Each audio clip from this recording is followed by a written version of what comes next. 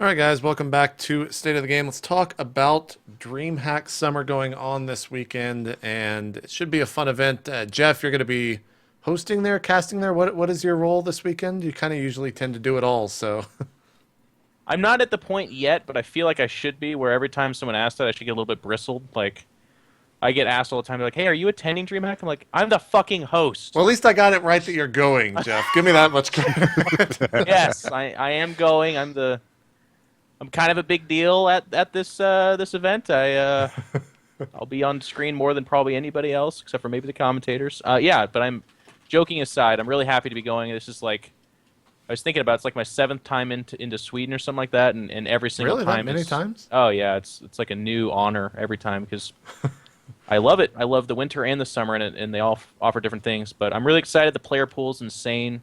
Kind of a cool. I know that casters are a big storyline every single time, and I think it's interesting and neat that Nathanius is being called up to the big leagues after Yeah. certainly doing his fair share of work. I mean, you see him on like those online tournaments, but never a big offline tournament. So that's kind of a cool storyline there too.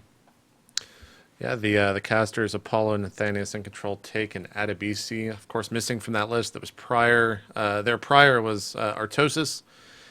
And yeah, I mean, Todd, you're going to be playing this weekend. How do you think the tournament's going to go?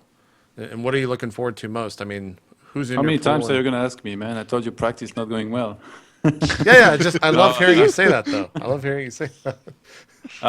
it's gonna be tough for me. I don't know. Like when I qualified for WCS Premier League, I was really satisfied with the way I was playing, but these days, not nearly as much. So I'm just going to take it match by match and try to go far. But there's some things, remember I wrote the article.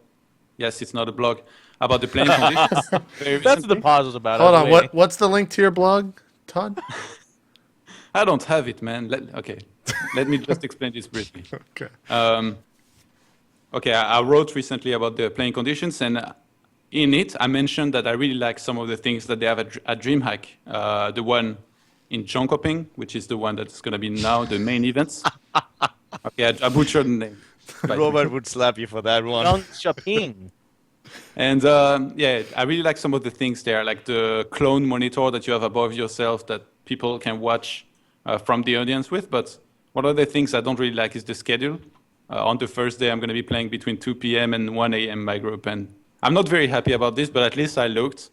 And the next day, I start only At at least 1 p.m. or something if I pass the first group stage. So that's definitely one of the things that I saw that didn't make me really happy, but I'm not sure if they improved it actually, because I remember I was at the DreamHack like 2 years ago, and I remember playing very late in the evening. Remember the game versus Happy that lots of people died during? That was very late into the night, and then the next day I had to play fairly early, so I'm not sure if they improved the schedule. So if they did, maybe they read my article, and I'm pretty happy about that. But other than that, yeah, I'm pretty excited about just meeting everybody there. You always see the same faces. Nathaniel starting is going to be really cool as well. I think I started watching him casting very early, and I've always kept a good eye on him. I've once casted with him online, so I think that's really cool that they gave his chance to one of the new guys. And I think they did it on purpose Well, of course just they to did on try. purpose. Yeah, No, it just was to an try something. accident. They picked the name. God, how did they like, get oh my Nathanius? god. That's such an accident, Todd. I was talking about it with someone, and this someone was like, they just took him because he's cheap and stuff. They didn't have the budget. I'm like, no, man, you don't know DreamHack. They took him because like they believe in him. They think he can be really good, and I thought that's really cool. So looking forward to that as well. Yeah, it'll be interesting to see how the community responds to that and how he does this weekend. I think that'll definitely be a huge storyline going into it when it probably shouldn't be because it's a caster and not a player. But I think you'll definitely see Reddit threads pop up on that. Not saying he's going to do good or bad. I think people will be talking about the fact that he is casting such a big tournament, which we're doing right now. I think there's going to be a huge viewership, like as always at DreamHack too. So it's going to be great exposure. He's for going to get this. a ton of exposure. Yeah. Yeah, this is one of the favorite tournaments of almost any pro gamer in Europe. So it's very important for everybody, the spectators, the players, and I think that's really cool that he gets to cast that. It's a little bit unfortunate. Some news came out earlier today that a lot of the Azubu players, all of them in fact, have dropped from the Dreamhack Summer Open. This includes DRG, Monchi. I think he dropped because of health reasons, though. Nama, Pult, Sase, Supernova, Symbol, Violet. I don't even know. Would Dunder? How do I say that? Is that a German name? Khaldor? Link me the name. Here we go on all racism. Good. It's all good. It's all good. And then X-Lord. Does anyone know? Because I've pretty much avoided all the Azubu drama up till now on the show. Did you read the thread? I mean, I saw the team. I saw the I thread try not on to read Reddit too many pop Reddit up, threads, but yeah. and I actually was immediately going like, okay, this is just some kind of drama again. I kind of ignored it, and now when It's I Korean saw drama that, level, yeah. yeah, and when all the Koreans suddenly like pulled out, and I saw that, I was like, okay, well, maybe I could give it a read because maybe there's something to it.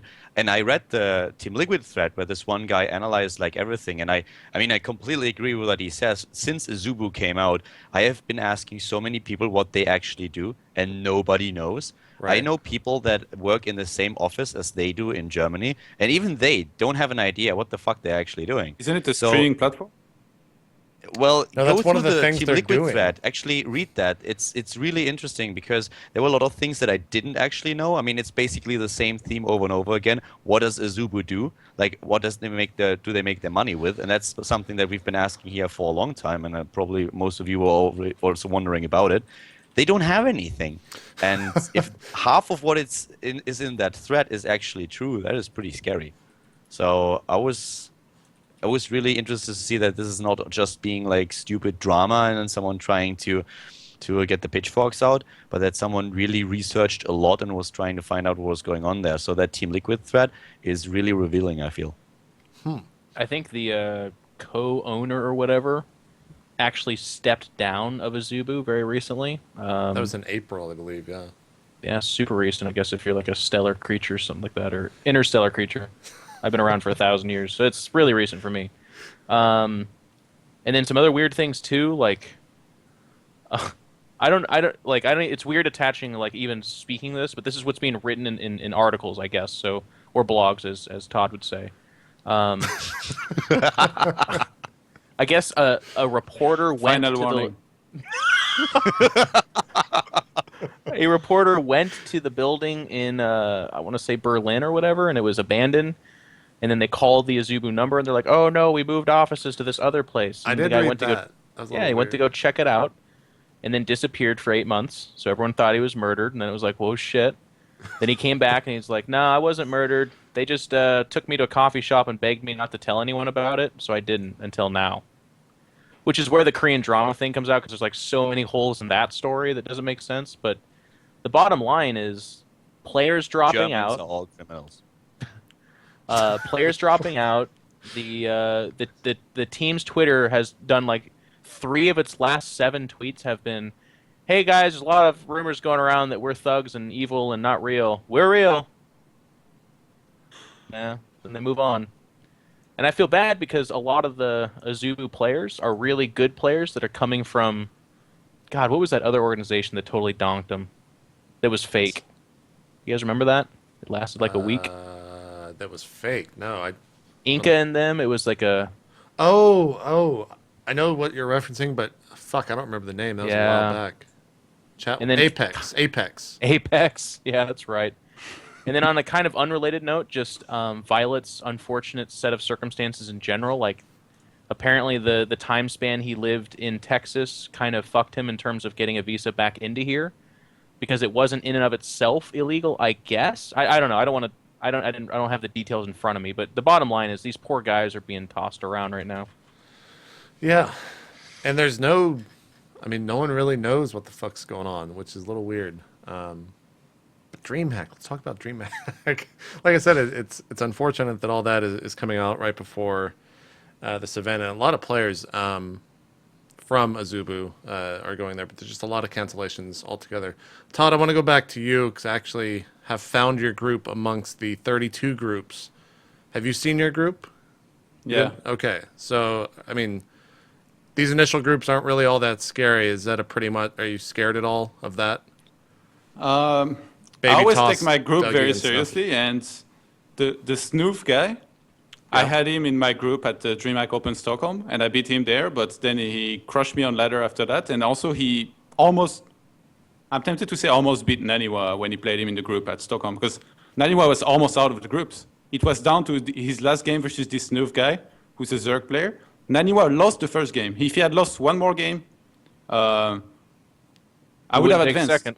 Yeah, even if he had lost just 1-2, I would have advanced if he had lost to this guy. So then he beat him in the next 2 games. He won 2-1 and he advanced. So this guy is legit. And then there is a guy from Czech Republic, a Protoss, that I'm going to be taking very seriously as well, because I think he's master or grandmaster. So definitely should be careful. So not the easiest group. And I never underestimate my opponents, because in Warcraft 3, the one time that I didn't do it was at WCG Seattle, where I was in a round of 16 or something against a Brazilian player, and everybody came to me and was like, oh man, how does it feel to already be in the semifinals? And then I just listened to everybody, and I was so confident, and this guy just steamrolled me. What was his It was name? one of the biggest upsets. I don't remember, maybe Levin? 11. Yeah, maybe. He played StarCraft 2 for a while, I think. Yeah, I tried to erase his name from my memory because Oh god. Regardless, once again, Dreamhack has a pretty stellar player pool going into this weekend. You can see the majority of the names here. I think the biggest one that got, I think it was leaked yesterday thanks to Apollo, but now it's out there in the open. Life is going to be attending. Definitely a name that I think many expect to just already be in the finals of the tournament just by entering it, but we'll have to see how that actually goes. Squirtle. Oh, please. Life versus Jaedong. Jaedong wins. Oh, please. That's right. Jaedong. Yeah, boy. Jaedong's going there. I mean, just stellar Okay, tournament wait a once sec. again. Jeff, you want to have a ZVZ? If Jaedong wins it, I do. Joking aside, the ZVZ is kind of cool these days. Like, it's not Muta versus Muta anymore. I don't mind it. it's Swarmhost versus Ultras. Yeah. No. Swarm Host versus Ultra Broodlord. That is even better. I'm waiting for Swarmhost Broodlord versus Swarmhost Broodlord. I think that could be hilarious. That And might then be pretty Infested good. Terrans get lobbed in there. That's gonna be hilarious for the first time, and then all the cast is gonna shoot themselves once Yeah. they see the tech coming One up. time. Oh my Like- god, he's going for the infestation pit and the Great Aspire. Shoot me now. There's the Greater Spire Morphine. No. So Has there ever been Mass Swarmhost versus Mass Swarmhost? Have you ever seen that in ZVZ? Yeah. It's silly too. Guys, it's no mistake, like one of the best streams in the entire world is our very own Greg Idra Fields. I always watch it. It's my favorite because you can actually get the emotion building up to that inevitable moment. And Todd, you asked Swarmhost versus Swarmhost. One of my favorites is because that's like so random. There's like weird like MOBA qualities to it because you're supposed to like kill stacks of locusts at certain times and then let others melt away. It's really weird. But Greg's got his tilt and he's like, all right, we're going Swarmhost for Swarmhost. This will be weird. Never seen this before. I've got more Roach Hydra though, so this should be good for me. And then the guy like lands a perfect like 4 fungals and all of Greg's army dies and Greg goes, fucking idiot newbie, stupid fucking, stupid fucking. And then it just like, fucking, and it like logs off and it's done. But that's how random Swarmhost versus Swarmhost is. It's like nobody's quite sure if you're supposed to go Roach Hydra with it, if Infestors are better. It's certainly not Ultralisk. We learned that. Todd even learned that today. But The best thing is if you actually have Broodlords versus Swarmhost. That is funny as well. that'll be so weird. Oh god. By the way, subscriptions open to Idra's channel if you want to go do that. Just to get that in there. So yeah, the best part about DreamHacks is you know what you're getting. You know it's going to be a good weekend. It's going to be well produced. It's going to be an awesome tournament. The hype factor will be there. Everything will be good. Player pool's awesome. Failing is not something DreamHack really does, thankfully. By the way, who's the poor soul that is in Goody's group? In Who has goodies- to go up against the Panzer General in like a 2-hour match? Let's see. Let's check it out. He's got Feast, KRP, and Mad. Feast, of course, Protoss, and then KRP and Mad are Protoss and Terran, respectively. So it was either KRP or Mad that was the TBA, right? Because everyone thought that was going to be a big Korean. Yeah, sure. I think that's the case because I remember when they first launched the groups, I looked at that group and I saw Goody Feast and I was like, whoa, that's already 2 good players. And then there was a TBA. So I was wondering if that was going to be the group that everyone looks at that's like, oh, you poor bastards, because like Nestea is going or something like that. But no, I've never. I'm going to say this just because it's my role on State of the Game. I've never heard of Mad or KP, so let the European viewers now They go, are European. God, he's mid-masters, you idiot. Like, he almost won an online tournament once. Exactly. Oh, Xenocider is there as well. I Yeah. didn't actually know that. Yeah. He'll be Yeah, it up was in sad because at first he plays a guy named Maros, which I was like, oh, that must be Maro on a weird name. That's bad. That's a tough group. there. Wow, it is No, it's Moros. just somebody else. He's got Gumiho in his group, Jeff. You worried at Yeah. all about that? Miho's gonna worried. Xenocider's gonna get murdered probably, but like I said though, it was Gumio and I thought Maro, so I was like, oh, poor Xeno, his first like international tournament. But no, it's Maro's in another group. This is Maro's. Somebody took Maro's name and improved upon it by. I want the At- finals between Moros and Moro. That'd be awesome. That'd be a fun cast. Maro's moving out. Maro's looking to intercept here. It's, oh, God. Oh god. So I think the one I- group where we have like 3 good players is Group 15, where we have like Targa, sort of, and Madlisk. yeah. And tacos. I cook tacos, man. Yeah, you The fucking Swedish ignorant. player I cook tacos. Letting out. Sick idea. His name was I cook tacos. Yeah, that's about as close as it gets. I mean, I love Madeline. She's a really cool chick, but it's kind of there. Maybe I'm just not seeing it, but I remember last DreamHack, everyone was like, "Huh, Madeline could make it out of this group. She's a real threat to White Raw." And then, no, she was not a threat to White Raw. I like how you say it, Not a sorry. bad, but You wanna hear a story? At the last DreamHack, I went to the restroom, then I come back. I'm about to go and play my matches, and the second group stage was drawn. And then I hear Apollo and Arthos is talking. They were previewing the groups, and I'm like, "So we got group, I don't know what letter, with Todd, Center, and Aniwa." And then Arthos goes, "Sorry, Todd." And then he goes on explaining why I'm not gonna advance, and I'm here trying to walk back to my computer and trying not to listen to this bullshit. fucking Oh, Artosis. I'll show him. And then what did you You should do? have been happy. You should Almost have been showed happy. him. I mean, being You cursed almost by it showed him. immediately makes you advance, right? Yeah, you're lucky. Wow, yeah, I should have seen it that way, man. Imagine if Khaldor. we would have picked you, how bad you would have lost that group. Exactly. He's like, guys, I'm gonna be honest. I think Todd's got a real chance right now. And you're like across the place going, all of a sudden you like trip over a Coke can and like break your head. You're like, fuck. It's all Dan's fault. It's all Dan's fault. Jeff, when does that kick off? Do you know the times and everything? Swedish Yeah, times and everything? it always catches me off guard because it's like it's Saturday, Sunday, Monday. I think this Saturday, Sunday, Monday. Okay. Oh, that's right. You guys do it. Yeah, I remember seeing the final start Monday evening for you. So I think it's like 5 or 6. I think it's like mainstream time or prime time. I mean, for the U.S. I think. Look, just go to Team Liquid. They do all this shit for you. I'm not going to deal with time The only zones on tournament the this show. weekend. Then there's Home Story Cup the next one. Yeah, yeah. So that'd be good. The last question I have, and this kind of ties into WCS, is like, where's the hype? Like, usually when DreamHack comes around or any tournament comes around, like StarCraft community is all about it. They're talking about it nonstop, and I just feel like the hype has not been there recently for like any events in recent memory. It's all drama this, drama that. Like, is that just the state of this community? And I guess this is our discussion, but what do I you think guys that's- think?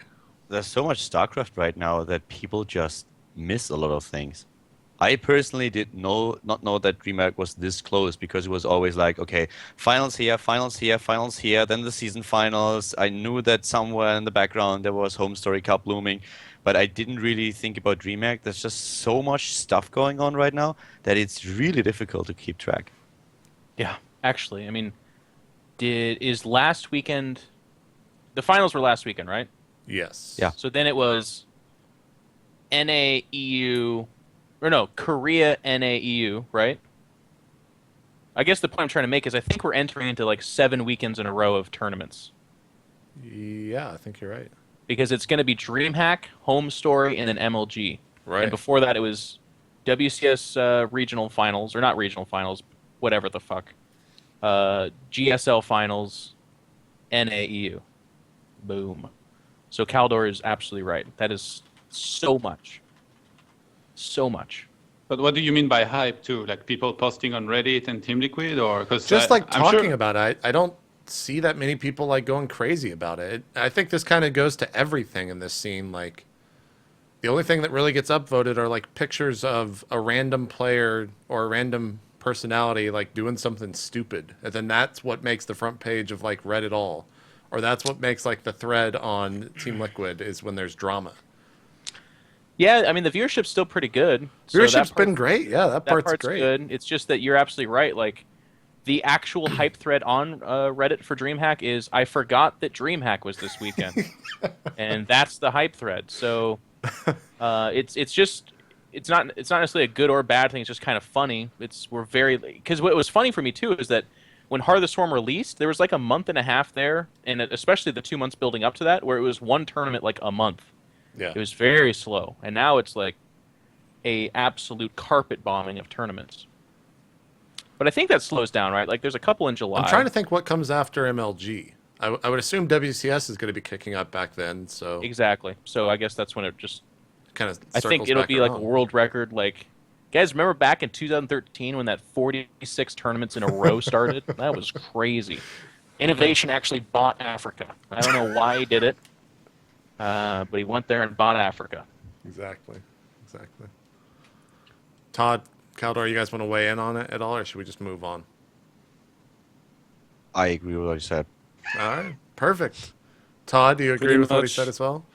Yeah, pretty much. And also, I think just because there aren't that many threads and people talking about it as much as there usually would be, I still think lots of people are expecting DreamHack and know that it's this weekend, and it's still going to have a sick viewership as always, I'm sure. Yeah, it definitely will. The last one, I'm trying to remember what it did. I think it was 60, 70K-ish peak, something like that.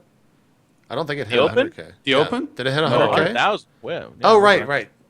No, it actually got that high? Yeah. What the fuck? There was a lot of people watching. Yeah. Those European events, man. They get all the viewers. Europeans are good right now. In fact, a lot of people are saying that's where the viewership's shifted from America. Maybe so. And also, yeah, I think somebody talked about this when talking about WCS. It was not a very good time for Europeans, and by that I mean the worst time possible. Well, it was for what Europeans time it usually is Welcome for to Americans. my world. Every single time there's an MLG or a DreamHack, I have to wake up in the middle of the night to watch it. Yeah. Yeah. So what? Nobody told you to move across the world, man. True. Fair point. I guess that's a fair point. I'm pretty sure Todd's just gonna bitch to bitch. So if you want to, I realized actually it was when I was staying at the Good Studio again, and I woke up in the morning, and I'm like, all right, Paul, what are we doing today? He's like, well, it's 11:30, and I'm soon to watch my GSL. And I was like, wait a second. Yeah, it's what incredible. time is GSL on over here? And he goes, Starts at 9 a.m. or 10 a.m., it's right? pretty early, isn't it? Sometimes I can't wake up for it. And I'm like, and I stopped just in front of his nose, and I realized I couldn't kill him just yet because he had more story to tell. But I stay up till like about 4 or 5 a.m. every night to watch GSL. And a lot of the ESL events start at like 2 a.m., which is the worst time to start. Yep. I think it's MLG where America's advantaged, and IP not here anymore, but it used to be those. Now, I think Americans got it pretty bad in general. Yeah. But I knew about that. You know how I knew about that? Because when I tuned in on the WCS stream, or I just read the threads about it, there were so many Americans writing, fucking Europeans, it's your turn now, you're experiencing, welcome to our world. They said exactly the same thing that Khaldor said. Yeah. So I guess not everybody can be happy, and there is always going to be a time zone that's until we make Esports City, man. It's in the works. We're thinking we'll buy an island and just have all of esports there. We'll just move to Africa. Innovation's buying it, apparently. Well, there you go. You can buy it on loan from him. Yeah, exactly. It's too hot there. Oh, Christ. Yeah. You got to worry about the temperature there. That's what you got to worry about. Oh, God. Well, it wouldn't be State of the Game unless we talked about a Terran balance issue with a lot of Protosses on the show. So that's what we're going to do. Davey recently posted on the Battle.net forums about Hellbats, rather, not Hellions. And just want to go around the table and see what you guys think. His little bullet points are that they're too easy to execute, especially in TVT, not a lot of risk to doing them. When you don't lose the medevac, it might be too early before defenses can be ready. And I just want to get y'all's thoughts on it. We'll start with Jeff. What are your thoughts? I think for me, it is funny that we're discussing this because there's no Terrans, so instantly there's like 1/3 of the tryhards that are going to discredit us. But I'm sorry, guys. It's all right. That happens. Terrans can bitch about Hellbats, but so can the other races. I feel like we're actually uniquely skilled for this very concept right now. For me, the signs of the apocalypse in terms of StarCraft 2 balance is when Terran players begin to complain about their own units. This was done about the Hellion, so they nerfed the damage. This was done about the Banshee, so nothing changed at all. But now it's being done about Hellbats. That's actually what Davey cites, I believe, in his 3 bullet points. Is that especially TVT, in TVT, there's not a lot of risk to doing them when those you don't Terrans use the medevac. are killing each other too darn good in that matchup. I've been talking a lot about the Hellbats, but for me, I think the continuous problem is I don't think that they need like a what the hell was that mech unit called for Terran that got removed? My God, Warhound. The Warhound. Thank you.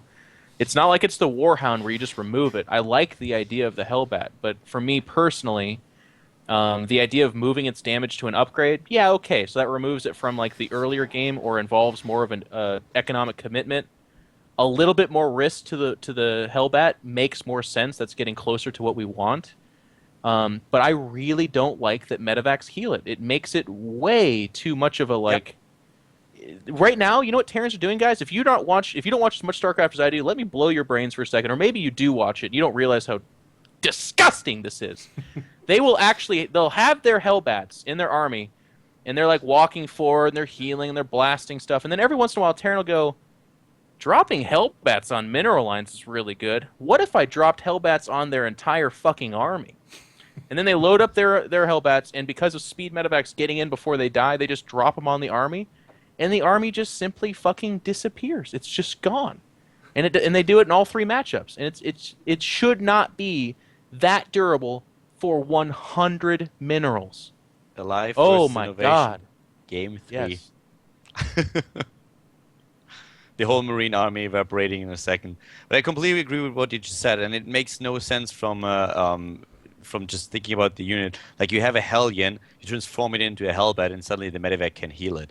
That doesn't make any sense whatsoever. It makes the unit so strong. So I feel they should have removed it a long time ago, actually.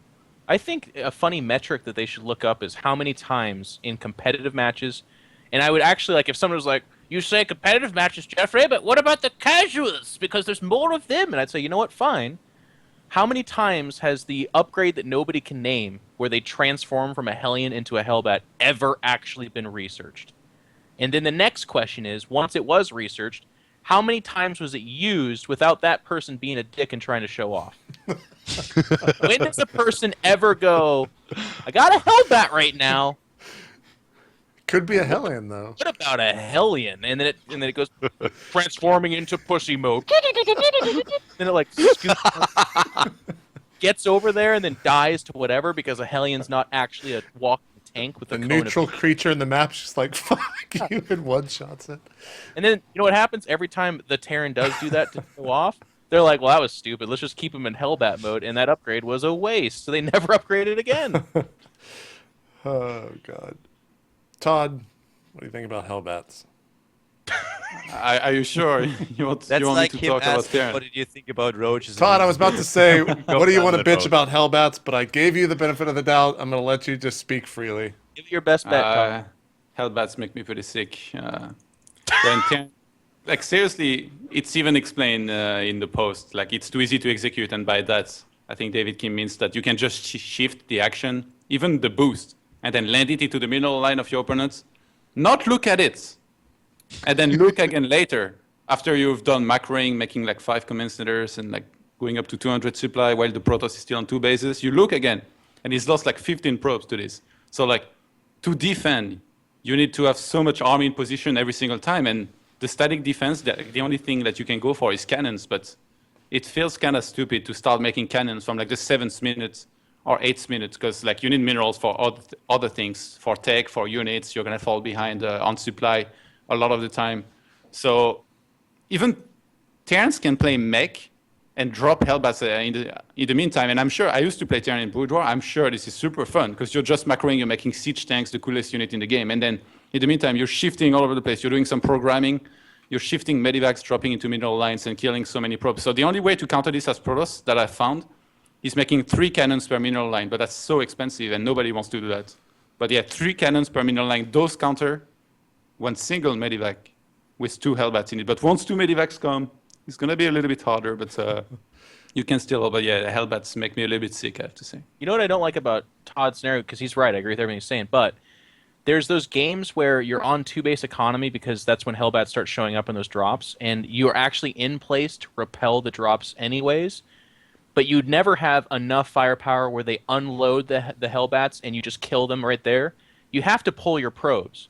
And when you're on 2-base economy, anytime you pull all your probes for virtually any time at all, that actually does so much damage just off that face value anyways as a Protoss player. I don't know how to speak to a Zerg, but they'll do that. You'll kill it. So they're down 200 or 300 minerals, 100 gas, which is not that expensive at all. You didn't necessarily lose the equivalent amount of resources just pulling your harvesters. Obviously, you did not. But if they do any damage at all with that, that's when it pushes over into the like, well, now you're fucked mode. You're like actually a dead man walking. But if you defend it perfectly, it still comes out kind of even, like kind of close, which is actually insane. But if you look at usually go into the panic mode and you send in your Zerglings because there's nothing else there, and then you're suddenly like, well, that was a dumb idea. Yeah. Everything's just gone. If you look at Hellbats, like, they don't have many weaknesses. Like, they are very tanky, they do lots of damage, they don't cost shit. So what's the only weakness that you can find that you can think about right now, in your opinion? They are very slow. Well, they are not fast units. They like, do if they attack by ground. They kill things so fast that they can't get to ghosts, which means that we're seeing less ghosts right now. So. No, but I mean, they move very slow, Hellbats. Like, if Hellbats attacked you from the middle of the map, you will see them coming, you will be ready, they wouldn't kill shit, but they are very slow. With Medivac boost, that's not true. They're the fastest unit in the game. Like, they will get very quickly in your mineral line. So, because they can be loaded into Medivacs, even if it's just 2, thank God it's just 2, by the way. The time where it's 4 was a bit too much. With a Medivac, they're just the perfect combination to do economic damage, and they really don't cost much. 100. Well, the thing is, they're also used in the late game, so it's not like if you change them a little bit, they will completely vanish. They're used for a lot of pushes against Zerg. You see them against Protoss being used, so it's not like they're only being used for the drops. So if you make the drop itself a little bit hard to execute, or you make, for example, them not healable by medivacs, then they will still be used later on in the game. It's not like they would vanish immediately and become useless.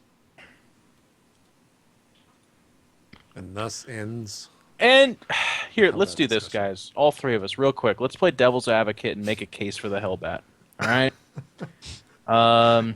Real quickly, if you were to take the Hellbat away from Terran... No, I can't say that.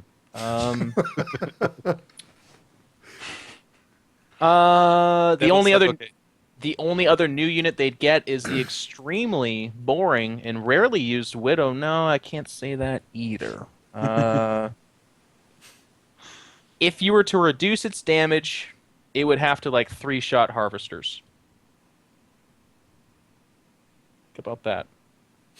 Then, why would you use a Hellbat instead of a Hellion? Now it's got more health, tank's better, can be healed, and the cone's better against Zerglings in general. I don't know, actually.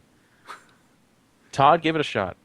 Give it a shot, Todd. I think if you remove the healing, that will be a good start from the Medivacs. Like, it doesn't really make much sense that Medivacs could heal Hellbats. Like you said, like now they even like they are boosting Medivacs on top of your army, drop on top of it, and then sentries are like, no, I can't force field against Terran either now, and everything dies. And yeah, just we need to remove at least the heal.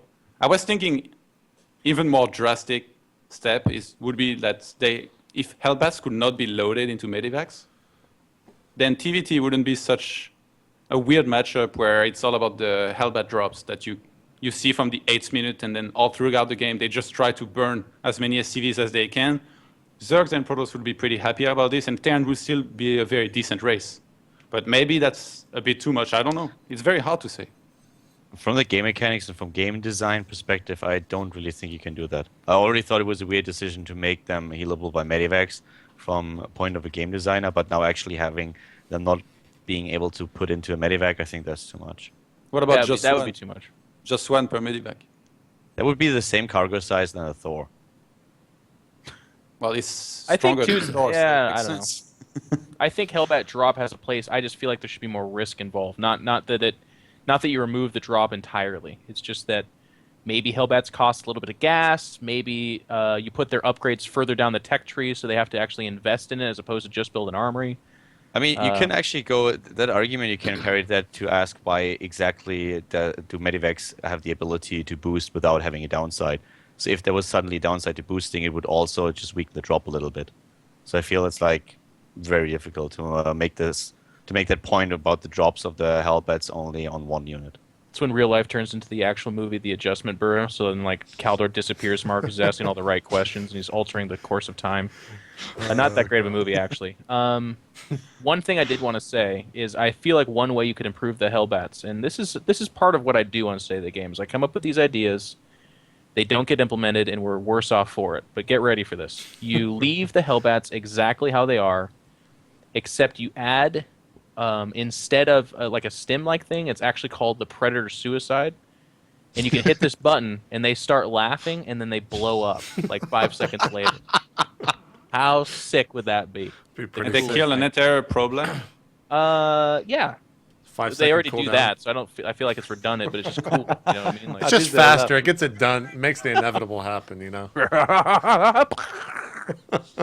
I got Predator dropped again. God dang it. All right. We did it, guys. We talked about Hellbats without a Terran on the show.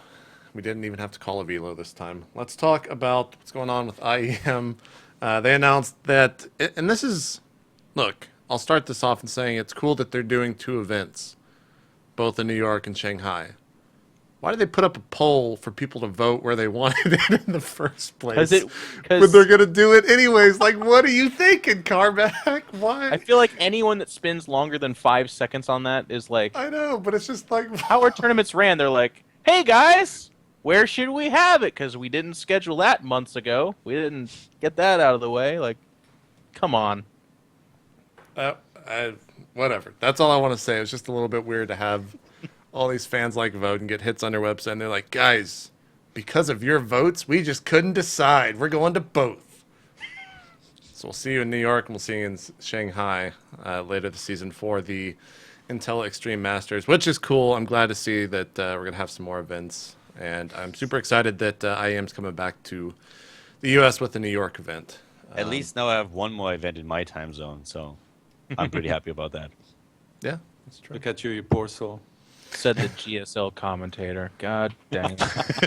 I guess Pro League had a good time too. Oh, God. Probably it's actually like a 2-minute walk from me, so. Oh, you Yeah. poor soul. Fucking Khaldor. bragging. Fucking Khaldor. Douchebag. Oh, God. Khaldor, Todd, where's this this Russian League website? It's like non-existent. Did it already get taken down? Is this league already canceled? Is it Ritmix? What? Yeah. Oh, okay. Here, I found it. RSL. Yeah. So, Todd, since you wanted to talk about this, we're gonna let you introduce this. What is the RSL? It means Russian StarCraft League, and I started casting it, I think. I casted the end of season 2, like a while back, and then I started casting, well, maybe it was 3, and then I started casting season 4 or something like that. And then at the start of the season, for some reason, like I was really tired of my internet being shitty, and I don't know why I'm telling you this story, but I'm telling it to you regardless, Let's so do just it. listen. I was tired of my bad internet and streaming in shitty quality for people, so I invited Nathanias to cast with me and to stream it. And he streamed with good quality, and ever since he's been the one casting for them, and I kind of quit on this league. So it's a very cool league, basically, with lots of good players. I think They it's got only a great invites. participant list. Yeah. Yeah, they put at least one Russian player in each group, if they still do like they used to do, and they put a bunch of Koreans in there as well. They just make a good mix of lots of different players from many countries, and then you have group stages with 4 players. Usually, they used to do with 3, I believe as well. And the very special thing about this league is that the first map is predefined, but the first map is predefined with a fucking sick, crazy map that nobody has ever seen. Like in one of the seasons that I casted, they had like this island map that basically in Hardware Swarm, Let me open up Can some of was these maps. unbeatable on it. They had a Or- map called Land of Fruit or whatever. Fruitland. Hey, there's Yeah, tomatoes. here's Fruitland. Hold on. Oh, what in Homage the to fruit dealer. There's is guys this? playing on a serious money match with fucking giant Here's the grapefruits map, and grapes Jeff. around and stuff. This is it. Imagine right they had here. they have like some island map too. I don't know if they still have it, but like it's pretty insane. And yeah, it's just like this really cool league where Tech streams in German, Nathanias in English, then there is this Russian stream and good games, good maps, pretty cool tournament. They do a good job of including lots of players too. Like every time they do a season, they always go around inviting they try to invite new players, which I really like and appreciate. And they have really good prize pools. It's like around It's got a $9,000 and $10,000. Yeah, every 9,000 time. prize pool. First place is 4K. It's sick, and their viewership's pretty good too. Like what I really like about them is that they are. I feel like Iron Squid is like the pride of France, and France has kind of its own separate community that needed that tournament because they have a big enough like domestic audience that would appreciate that. But then Russia also, especially if you look at numbers, I know this is kind of unrelated, but like their Dota and like they just have a lot of esports fans actually that really like Russian things. So to have a Russian league with Russian broadcasting is actually really good for StarCraft 2 in general. Yeah. But it's kind of cool that it's going international and going across borders because it's that good of production, and it's that good of price pool, and it's that good of gameplay. The only thing is that it's online, which is always going to hold a league back. But Yeah. this is where things start, so maybe they go somewhere else down the road. Cool thing is they also have or another cool thing is that they also have 2 Chinese players in it. So they've got a good widespread of selections here. Yeah, and I think Jim Max advanced. Head's one of them, right? It's Jim and Max said, yeah. Yeah, both great players. It was actually today, the Group B, and Jim advanced as second, Red was first in his group. So Nice. yeah, it's these Chinese already players, live? they're doing pretty good. Yeah, Jim, What's that? STC, White Raw, and Rhett was Group B. Huh. What'd you just link? Nice. Oh, that was the wiki. All right. So yeah, what is the actual stream link for this, Todd, so people can check it out? I know this is the Team Liquid thread, but do you know? Come on, the- everybody uses Team Liquid, man. When the Yeah, I guess that's a fucking fair point. Todd, when you the got me league there. is when the tournament is about to happen, you'll see it in the calendar. All then right, you'll see how Todd. many minutes All right, away you're look. from it, and then when the tournament starts, you're gonna see Nathanias, Take TV, all listed. You can pick which one you want. If you speak English, pick Nathanias. Is that how very that easy. works? Yes. Okay. Todd, we're wrapping the show up here, so let's talk about your new blog that you got coming out. Motherfucker. Okay. You already gave us final warning, man. Now you're in trouble. It was for you, the final one. Oh not shit. JP. Okay. Oh, okay. So now we're both on final warnings? Okay. My first article was about playing conditions, and it had about 46,000 views, which I thought was pretty good. And like again, the goal was not to make money. I didn't even have ads on my page. It was just to try and, I guess, raise awareness, try to talk about something I'm passionate about, which is playing conditions. All of you saw the YouTube video. Anyway, after the success of the first one, I kind of felt the urge of trying that again with another one. And I wasn't sure what to write about. So I decided maybe to do it, I guess, about Protoss versus Terran and just pick a matchup. Like right now, the matchup I have the most problem with and the one with I feel the most curious about is Protoss versus Terran. So I want to know what other players think. And I don't want to just go on Skype and ask 2 or 3 people. I want to know what a lot of people think, especially Koreans as well, even maybe some KESPA players, how they feel about the matchup. So I thought, why not write an article about it, just like I did before, and just ask the same 4 or 5 questions to everybody and see what they have to say. Maybe they have a completely different view than me on Protoss versus Terran. Maybe I hope I will learn things through that. And I think I'm going to do that after Home Story Cup. I've already started preparing some questions, and Nice. I will keep on consulting with people and ask for some advice about what should be asked. All right, Todd, I have an idea for you. Ready? It's going to be a sick troll or something. No, this is actually a good idea. What you should do, instead of putting it on a text-only website, is you should make a YouTube video and actually get money from doing this. Yeah, but it's like an interview with like 4 questions asked to everybody. And So, I'm Todd, asking, like, you can do 30 interviews and make it in video form. You And then you just can blew call his it- mind. The realist talk. The realist talk. Nah, too hard, Actually, what would you call it? Todd the Talks. the pre-interview. The pre-interview? Yeah, kind of like we're talking about the state of the game. Other people talk about the ideas surrounding the state of the game. Never mind. Todd, make a video. Do it. And then, you know what you can call it, Todd? It would actually be a vlog if you made a video. Let's do some shout-outs. Todd, do you have anything else you want to talk about? I don't know what to say. Well, thanks to you for having me again. It was a fun show. Thanks to my sponsor, XMG, and look forward to my next article. Even you, JP. I will, Todd. I will indeed. Khaldor, you got any shout-outs? Well, thanks first of all for having me. It was a pleasure. And as we were talking about events not getting a lot of exposure, don't forget about the Code A qualifier on the 26th this month. It's going to be streamed again. Should be good.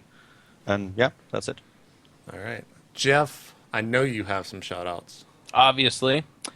Big shout out to my team, of course, Evil Geniuses and all our fine sponsors. As far as things that I'm doing in the near future, I am leaving tomorrow for Dreamhack Summer. I will be your host / commentator alongside Take, Apollo, and Nathanius, as well as all the other lovely Dreamhack people. Hopefully you guys will tune in. And then beyond that, I am having one weekend off. I'm going to actually go to the Warped Tour in Mountain View, California. I'm going to be hanging out with John Mess, so if you're attending that, tweet at me or something like that, grab a beer, it would be great. And then the weekend after that, I'm competing at MLG, and I'm going to do everything in my power to have Artosis to predict literally every single person other than me to win that tournament. And if that is the case, then you're looking at your MLG Anaheim champion, and I will gladly accept the title. There you go. There you go. All right. Well, thank you to Todd for coming on. You as well, Jeff, and you as Khaldor, even though it was quite early for you. What else? State of the Game shirts are up. Tomorrow I'll be playing some Demon Souls here on stream. Friday I'll be playing The Last of Us, which, if you are not traveling to Sweden, you should Damn, definitely Gina, do. I'm jealous. Yeah. It's going to be good. I want to play that. Yep. Other than that, I don't got anything else. So we'll see you guys later. Thanks for watching State of the Game. We'll probably do the next show on Thursday. We're out. Talk to you guys later. Peace. Bye-bye. No fans clock over here, folks. Gotta say is it's an honor to play you Teeler, and let's give the audience the show of a lifetime. Oh.